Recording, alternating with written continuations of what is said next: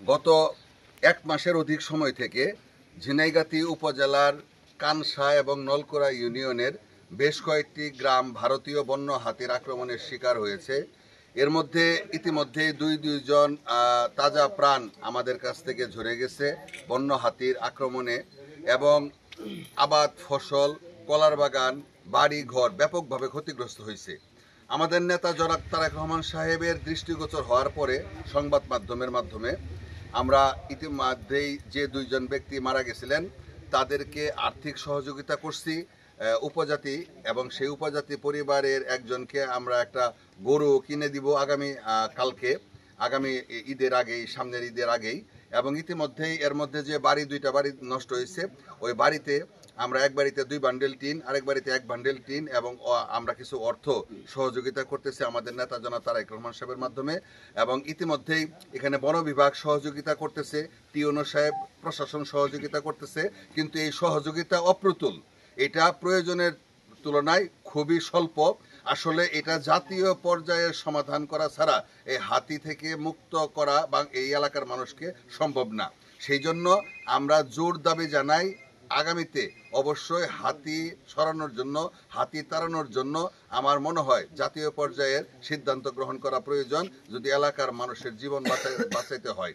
তো সেই জন্য আমরা সবাইকে অনুরোধ করব এই বিষয়টা সারা বাংলাদেশের মানুষ যেন দৃষ্টিগোচরে আসে এবং ব্যবস্থা গ্রহণ করে। সকলকে ধন্যবাদ।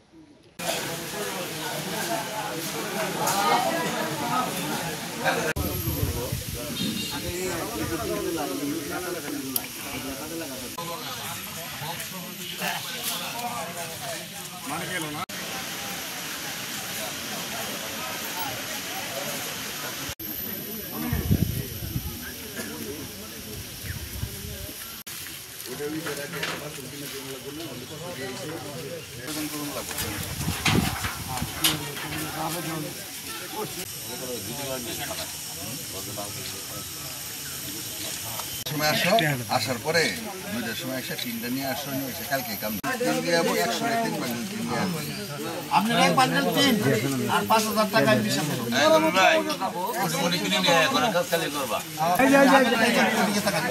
সময় আসো, আসার পরে 2টার সময় এসে 3টা নিয়ে আসো, এসে কালকে কাম বন বিভাগে আবেদন করুন লাগবে।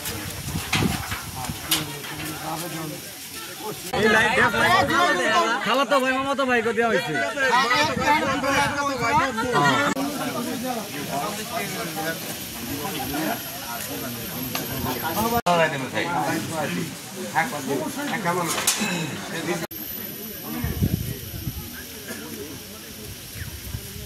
মাছ মারে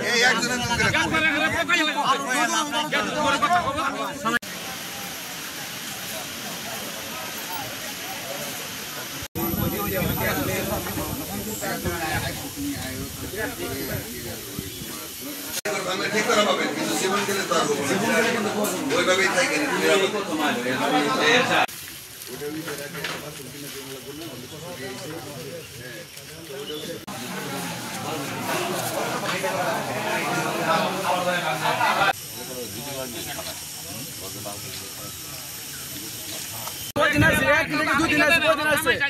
ভাই আপনি